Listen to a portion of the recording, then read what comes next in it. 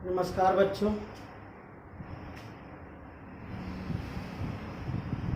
हम लोग कूलॉम के नियम को पढ़ रहे थे और कूलॉम के नियम में हम लोगों ने यहाँ तक तय किया था कि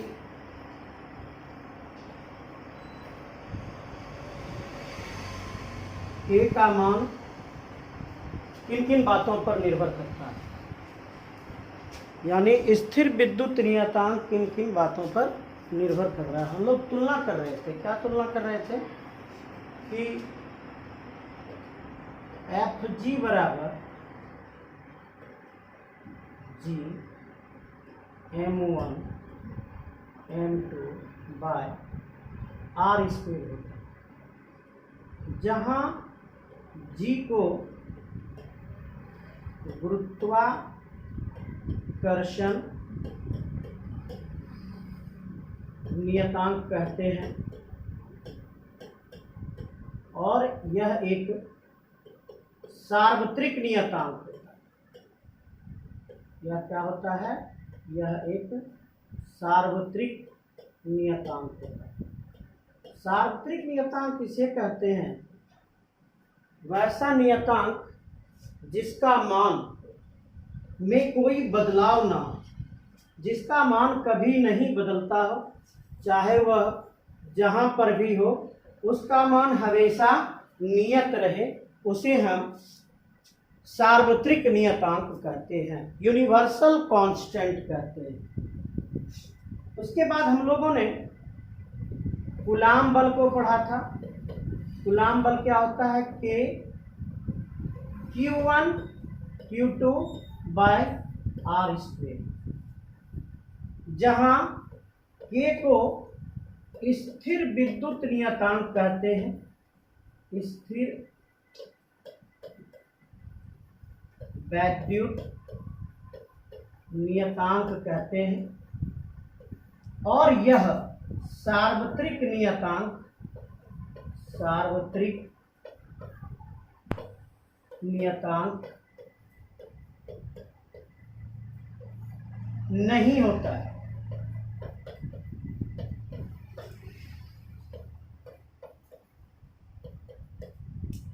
भाई, इसको सार्वत्रिक नियतांक क्यों नहीं कहते हैं? और गुरुत्वाकर्षण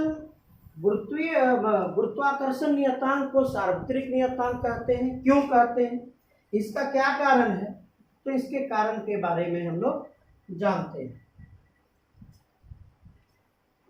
कि जो ये K होता है, ये K, इस K को हम लोग क्या कहते हैं? स्थिर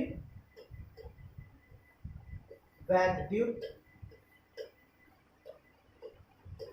नियतांक।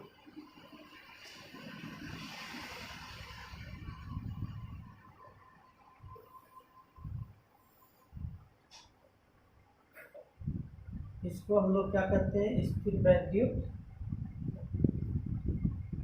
नियतांक कहते हैं।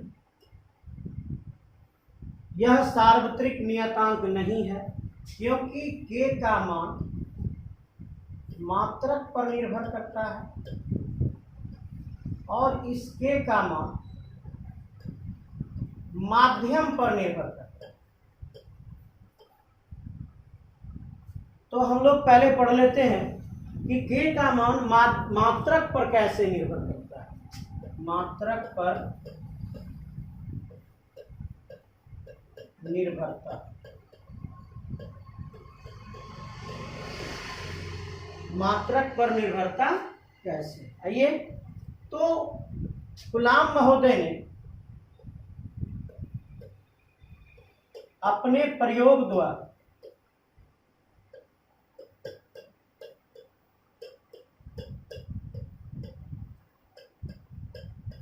K का मान 9 गुने 10⁻9 प्राप्त किए।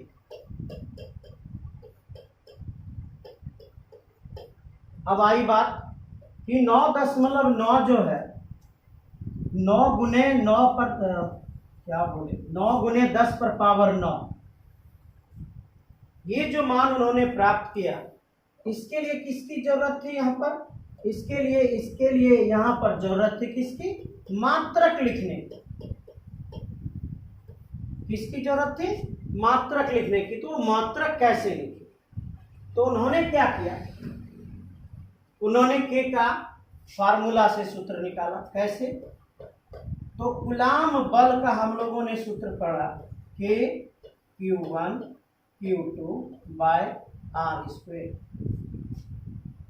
उन्होंने क्या सूत्र प्राप्त किया, FC बराबर के Q1 Q2 by are square.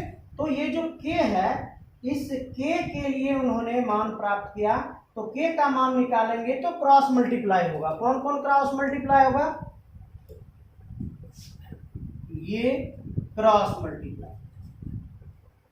जब ये क्रॉस मल्टीप्लाई हो जाएगा तो क्या क्या आएगा यहाँ पर, FC कूलाम बल into R square by Q1 into Q2 के बराबर।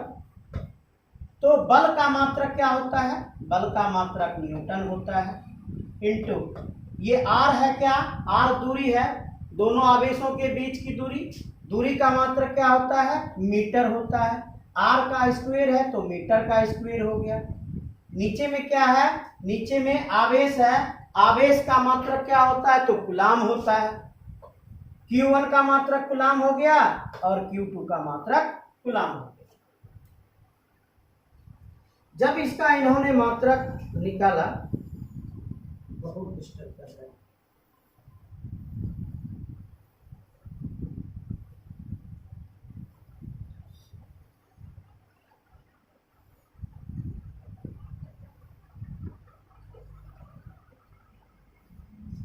चलिए। तो के का मान क्या प्राप्त, के का मात्रक क्या प्राप्त हुआ, ये SI मात्रक निकालते हैं। तो के का मात्रक प्राप्त हुआ newton metre square coulomb power 2। जब इस कूलाम पावर 2 को हम ऊपर ले जाएंगे, यहाँ ले आएंगे, तब के का मात्रक क्या निकलेगा, newton metre square coulomb power -2। ये के का क्या निकला, SI मात्रक प्राप्त। क्या प्राप्त हुआ, के का यानी स्थिर वैद्युत नियतांक का SI मात्रक प्राप्त हुआ। अब उन्होंने प्रयोग द्वारा क्या प्राप्त किया कि E नोट का मान, इसको क्या पढ़ते हैं, इसको पहले भी बताए, epsilon note KNOT, epsilon note पढ़ते हैं। और ये है क्या, ये है, ये जो शून्य है इसका अर्थ क्या होता है, जो शून्य लिखा हुआ है इसका अर्थ होता है वैक्यूम, जिसको आप क्या कहते हो, निर्वात कहते हो। जिसको आप क्या कहते हो, निर्वात कहते हो। तो निर्वात या वैक्यूम, हवा या निर्वात, ये दोनों का जो होता है समान मान होता है।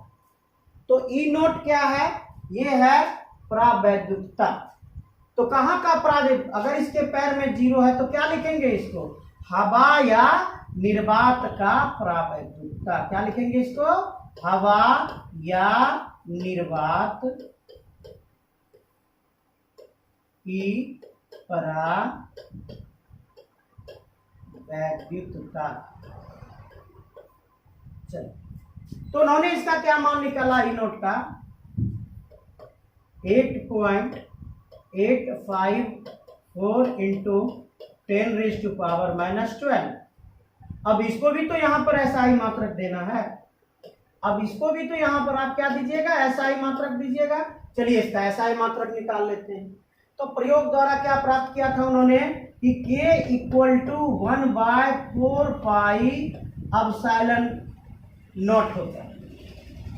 इसमें जो 4 पाई है ये तो स्थिरांक है ना, इसमें जो ये 4 पाई है ये तो स्थिरांक है।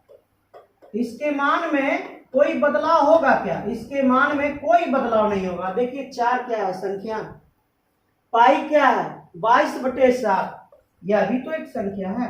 तो इसके मान में कोई बदलाव नहीं होगा। बदलाव किसके साथ होगा, ई नोट के साथ बदलाव होगा। तो ई नोट का जो संबंध है, ई नोट का जो संबंध है के साथ, कैसा संबंध है, ये उल्टा संबंध है। कैसा संबंध है ये? उल्टा संबंध है। अगर ये उल्टा संबंध है तो जो एप्सिलॉन नोट है इसका क्या मात्रक होगा? इसका वही मात्रक होगा जो के मात्रक का उलट होगा। अगर दोनों एक दूसरे का उलट है,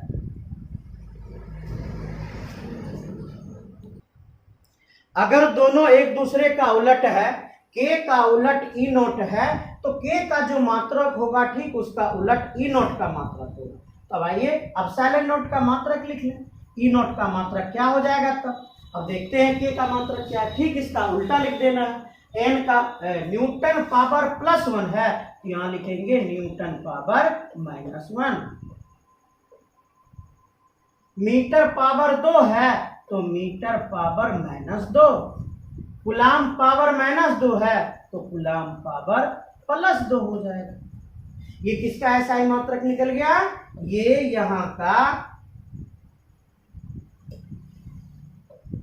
ये यहां का एसआई मात्रक निकला। अब साइलेंट नोट का एसआई मात्रक क्या निकल गया? न्यूटन पावर -1, मीटर पावर -2 और कूलाम पावर +2। चलिए अब क्या करें? अब क्या मिला वहां पर? तो के का वैल्यू मिला आपको, कितना मिला? 9 × 10⁻9 newton metre square coulomb power -2। इसके बाद आपको एप्सिलॉन नोट का वैल्यू मिला 8.854 × 10⁻12 न्यूटन पावर -1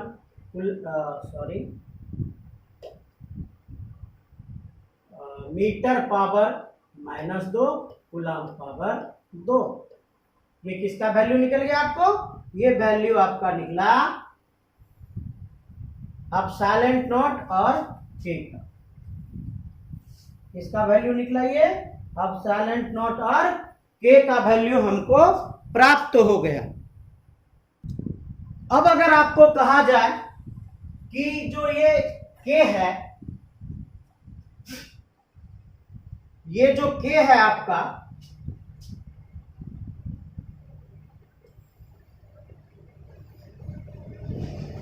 स्थिर वैद्युत नियतांक जो आपका के है, इस के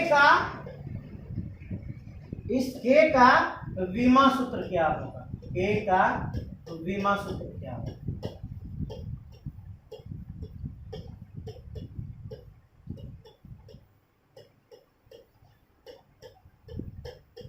आइए उसको सीखने का कोशिश करते हैं। हम लोग क्या करते हैं?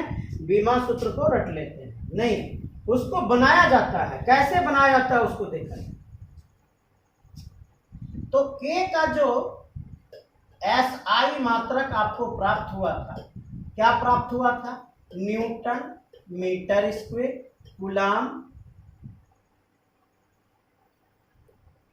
Coulomb power -2। तो न्यूटन किसका मात्रक था? बल का मात्रक था। तो बल का विमा सूत्र क्या होता है? mL/T⁻²। ये मीटर किसका मात्रक था भाई? ये मीटर था आपका लंबाई का मात्रक। मीटर ये किसका मात्रक था? लंबाई का मात्रक था। तो इसके बदले में क्या लिखें? L²। अब कूलाम किसका मात्रक था? तो कूलाम आपका आवेश का मात्रक था। कूलाम किसका मात्रक था? कूलाम आवेश का मात्रक था। आवेश का विमा सूत्र क्या होगा? नहीं पता है तो निकाल लेंगे। अगर नहीं पता है तो इसको निकाल लेंगे। कैसे निकालेंगे सूत्र? तो हम लोग विद्युत धारा को पढ़े थे, करंट, इलेक्ट्रिसिटी करंट को पढ़े थे। I बराबर क्या होता है? Q/T। और इसी Q, यही जो Q है यही आवेश है, इसी का विमा सूत्र निकालना था। तो Q बराबर क्या हो जाएगा? I × T। ये विद्युत धारा है, इसका विमा सूत्र होता है एम्पियर, और ये T समय है, समय का विमा सूत्र होता है T। तो Q का विमा सूत्र क्या हो गया? AT, यानी आप कूलाम के बदले में क्या बीमा सूत्र लिख सकते हैं, AT, और कूलाम पर पावर -2 है तो AT पर पावर कितना हो जाएगा, -2 हो जाएगा। इसको गौर से समझिए। क्या न्यूटन किसका मात्रक है, तो न्यूटन है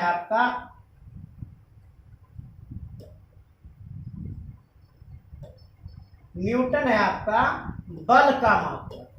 तो बल का बीमा सूत्र क्या होता है, तो बल का बीमा सूत्र mL/2 होता है। मीटर किसका मात्रक है, तो मीटर लंबाई का मात्रक है। तो लंबाई का मात्रक है तो लंबाई का बीमा सूत्र क्या होता है, L। मीटर का पावर 2 है तो L का पावर 2 दे। कूलाम किसका मात्रक है, तो कूलाम आवेश का मात्रक होता है। आवेश के लिए हमको बीमा सूत्र निकालना होगा, तो कैसे निकालेंगे, I बराबर Q/T। तो Q/T हमको अगर आवेश का बीमा सूत्र निकालना है तो Q को रखेंगे, T को इधर कर देंगे क्रॉस मल्टीप्लाई, तो I इंटू टी। देखिए I इंटू टी, तो I का बीमा सूत्र A होता है और T का ये जो समय है इसका बीमा सूत्र T होता है। तो C के बदले में क्या लिखे, AT लिखे। C पर पावर -2 है तो AT पर पावर कितना हो जाएगा, AT पर पावर -2 हो जाएगा। इसको साफ कर ले। अब आते हैं इसको अब एक साथ लाकर अप्लाई कर देते हैं।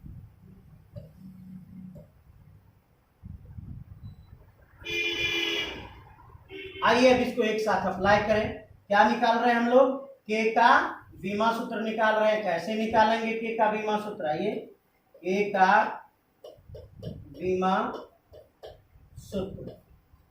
सूत्र को इंग्लिश में क्या कहते हैं, डायमेंशनल फार्मूला। K का डायमेंशनल फार्मूला निकालना है। क्या निकालें इसके लिए आप खुद देख सकते हैं, mL/T पर पावर -2, mL/T पर पावर -2। उसके बाद क्या लिखें, L पावर 2 और A पर पावर -2, T पर पावर -2।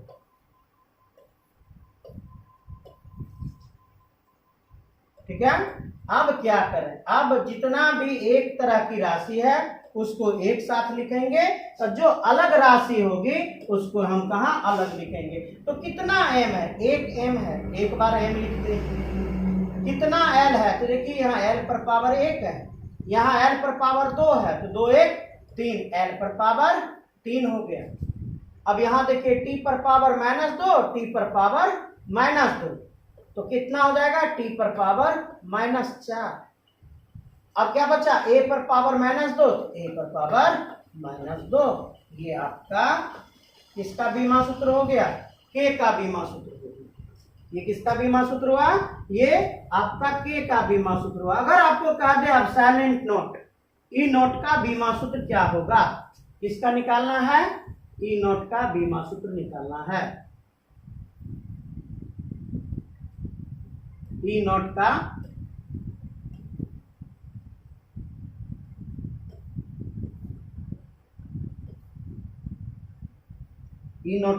क्या निकालना है, बीमा सूत्र निकालना है।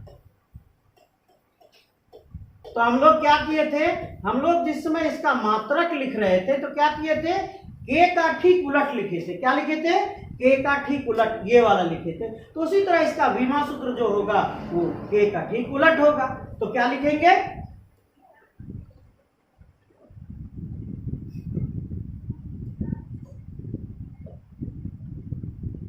तो लिखेंगे इसमें m पावर -1, L पावर -3। देखिए ठीक इसका उलट करते जा रहे हैं, T पर पावर 4, A पर पावर 2।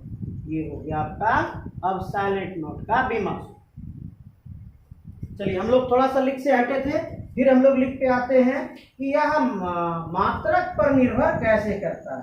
तो हमने क्या किया था, इसके एसआई मात्रक को प्राप्त किया था। ये जो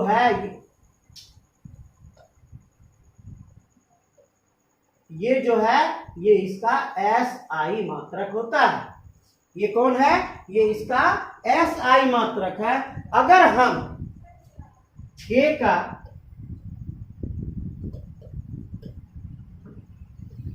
का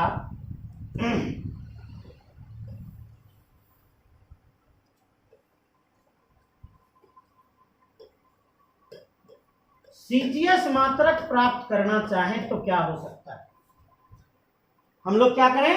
के का सीजीएस मात्रक प्राप्त करना चाहते हैं तो न्यूटन का जो सीजीएस मात्रक होता है, न्यूटन एसआई मात्रक है। चलिए फिर से इसको लिखेंगे, इधर लिखते हैं एसआई मात्रक और इधर लिखते हैं सीजीएस मात्रक। तो एसआई मात्रक में कौन है? न्यूटन है, न्यूटन है। इसका सीजीएस मात्रक क्या होता है?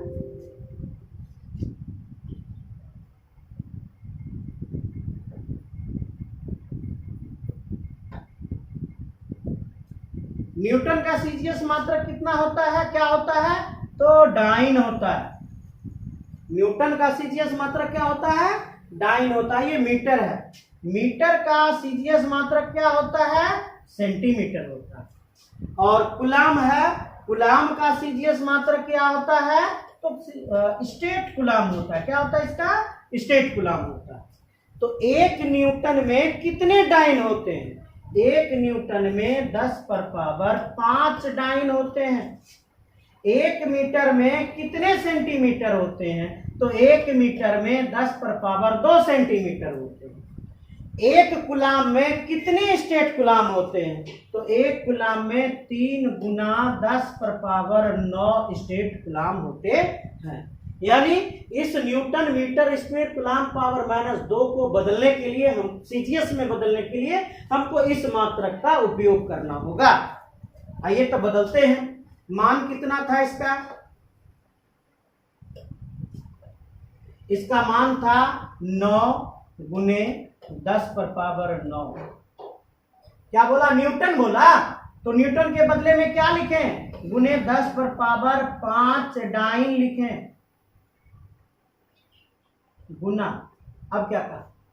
मीटर बोला, मीटर स्क्वायर है तो क्या लिखें? 10⁻2 का होल स्क्वायर, मीटर नहीं सेंटीमीटर।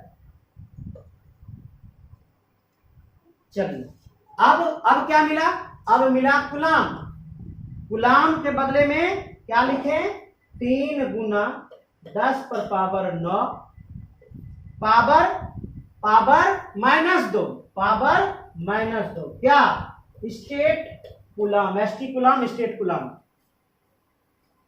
अब क्या करते हैं? अब जो कटता है उसको काट लेते हैं, जो बचता है उसको बचा लेंगे। चलिए क्या करता है तो देखें। 9 × 10⁻9 गुना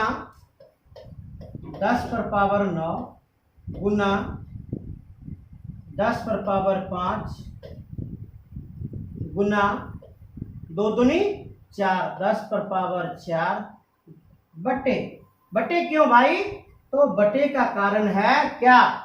बटे का कारण है पावर -2। पावर -2 को हटाना होगा क्या करेंगे? माइनस को हटाना होगा क्या करेंगे? उसको नीचे लेते चले आएंगे। ठीक है, तो इसको अब हम क्या करते हैं? नीचे लेकर आ जाते हैं। 2 है पावर तो 3 × 3 और क्या 10⁻9 है तो गुना 10⁻9 गुना 10⁻9 3 तिया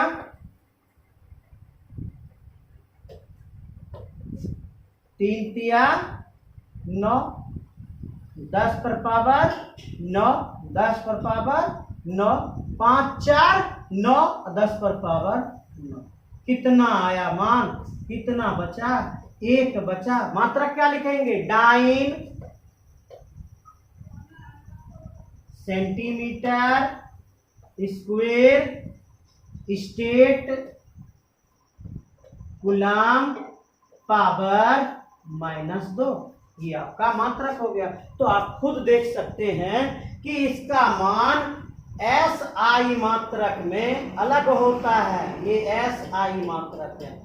के का मान SI मात्रक में 9 गुने 10 पर power 9 newton metre square coulomb power -2 होता है, लेकिन सीजीएस मात्रक में इसका मान 1 dyne centimetre square state coulomb power -2 होता है। तो आप खुद ही इसको देख सकते हैं, जज कर सकते हैं कि अगर इसके मात्रक में बदलाव आ जाए तो मात्रक में बदलाव के कारण इसके मान में बदलाव हो जाता है।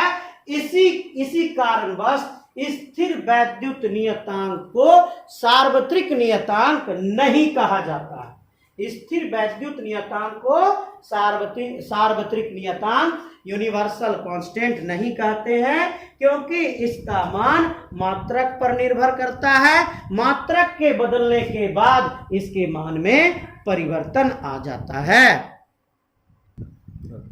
तो अगले पॉइंट में आते हैं। हम लोग क्या पढ़ लिया? मात्रक पर निर्भरता पढ़ लिया। हमने क्या पढ़ा? मात्रक पर निर्भरता हमने पढ़ लिया। अब हम लोग पढ़ना चाहेंगे माध्यम पर निर्भरता। किस पर निर्भरता? माध्यम पर निर्भरता।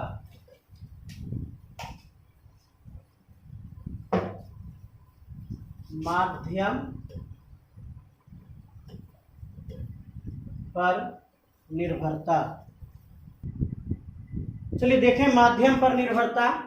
तो भाई सबसे पहले इसकी बात समझिए कि कोई कार्य, कोई बल अगर हवा में लग रहा है और कोई बल अगर पानी में लग रहा है तो दोनों में तो अंतर होगा। क्या अंतर होगा?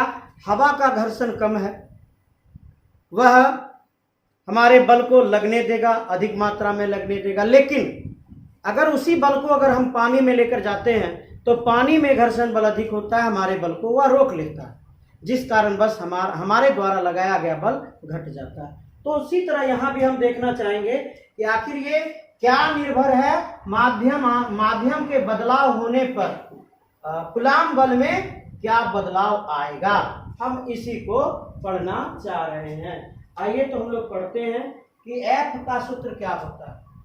F कूलम बल जो होता है इसका सूत्र होता है K Q1 Q2 by R square. और इस K का वैल्यू क्या होता है?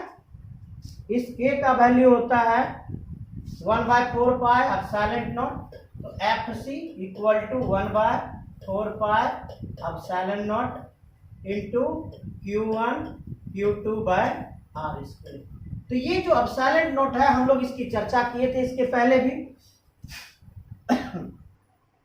इसके पहले हम लोग चर्चा कर चुके हैं कि ये जो E0 होता है ये क्या है? ये बता रहा है वैक्यूम या एयर को बता रहा है। तो यहां पर हम लोग लिख सकते हैं FC कहां? FC कहां? तो FC एयर में।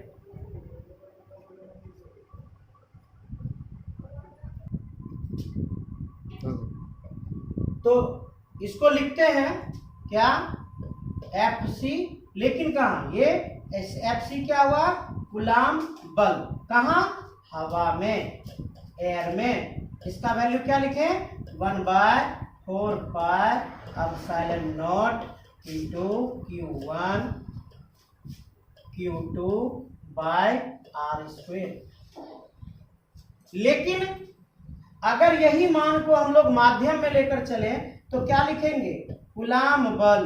कहाँ? In medium. कूलम बल इन मीडियम। इसका वैल्यू क्या होगा? 1/4 पाई। क्या यहाँ पर एप्सिलॉन नॉट होगा? एप्सिलॉन नॉट अगर देते हैं तो ये किसकी मान को बताता है? ये वैक्यूम की मान को बताता है। किसकी मान को बताता है? वैक्यूम की मान को बताता है। लेकिन हमको पढ़ना कहाँ है? हमको पढ़ना है मीडियम में। कहाँ पढ़ना है हमको? हमको पढ़ना है मीडियम में। तो मीडियम में पढ़ने के लिए हमें क्या देना होगा?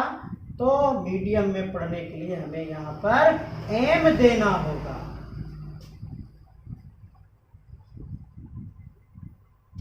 विद्युतशीलता कहाँ? मीडियम में into Q1 Q2 by R square.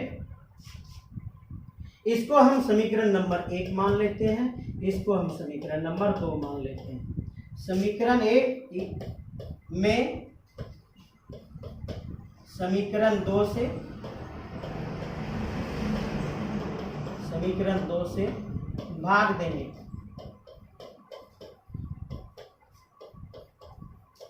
दीजिए, कूलाम बल कहाँ? तो हवा में, बटे कूलाम बल कहाँ? तो मीडियम में। अब तो एम समझ जाइएगा, मीडियम के लिए है। इक्वल टू, पहले ऊपर में एयर है तो एयर वाले का वैल्यू लिखेंगे 1/4 e naught into Q1 Q2 by R square. Division किससे करना है? तो कूलाम बल मीडियम में, डिवीजन का उलट क्या होता है? मल्टीप्लिकेशन होता है। उलट होगा तो ये उलट जाएगा। 4 epsilon m into R square by Q1 Q2। अब इसको कट कीजिए, जो जो कट हो रहा है उसको कट कर देना है। तो कट कौन कौन हो रहा है? 4 पाई और कौन? आर स्क्वेयर और कौन?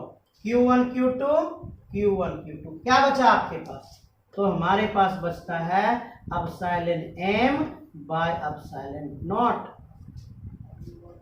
तो इसको लिखें इधर फ्रीली। क्या लिख सकते हैं हम लोग इसको फ्रीली? FC कहाँ? इन एयर बाय FC कहाँ? In medium equal to EM by E not.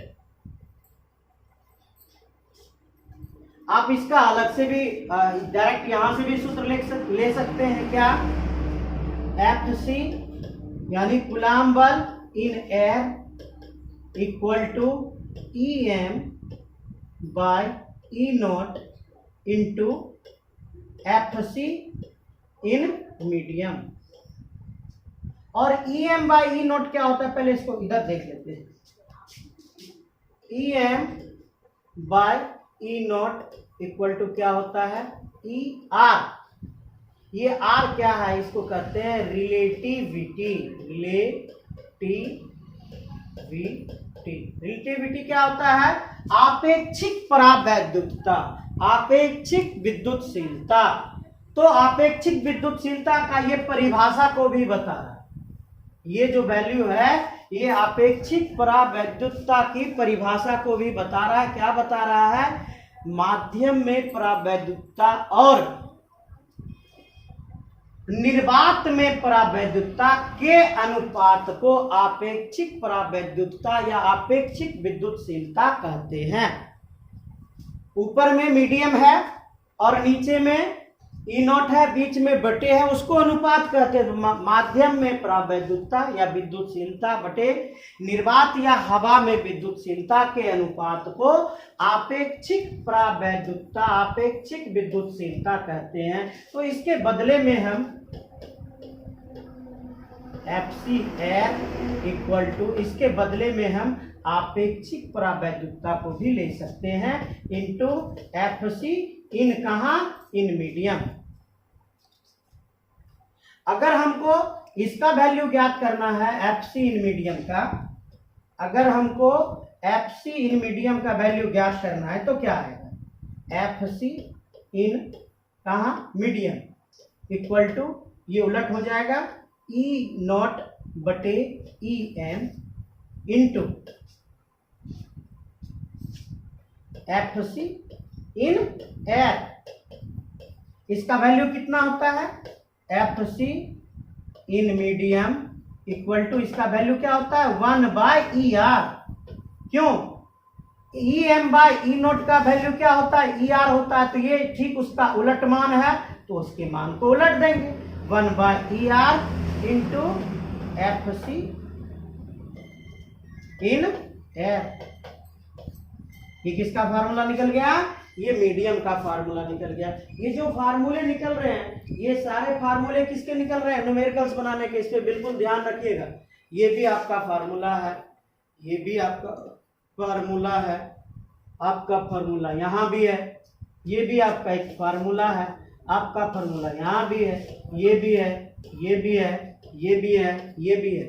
तो इस पे ध्यान रखिएगा ताकि आपका न्यूमेरिकल्स आसानी से बन सके। तो आप गौर कीजिएगा कि आपका जो कूलाम बल प्राप्त हुआ कहाँ, मीडियम में, और कूलाम बल आपको प्राप्त हुआ कहाँ, एयर में। इसमें दोनों में किसका वैल्यू अधिक होगा? तो हमने क्या देखा था कि जब हम लोग एयर मीडियम में बल लगाते हैं तो वह उस बल का मान कम होता है। इसका मतलब है कि जो बल मीडियम में है इसका मान कम होगा और बल जो हवा में है उसका मान अधिक होगा।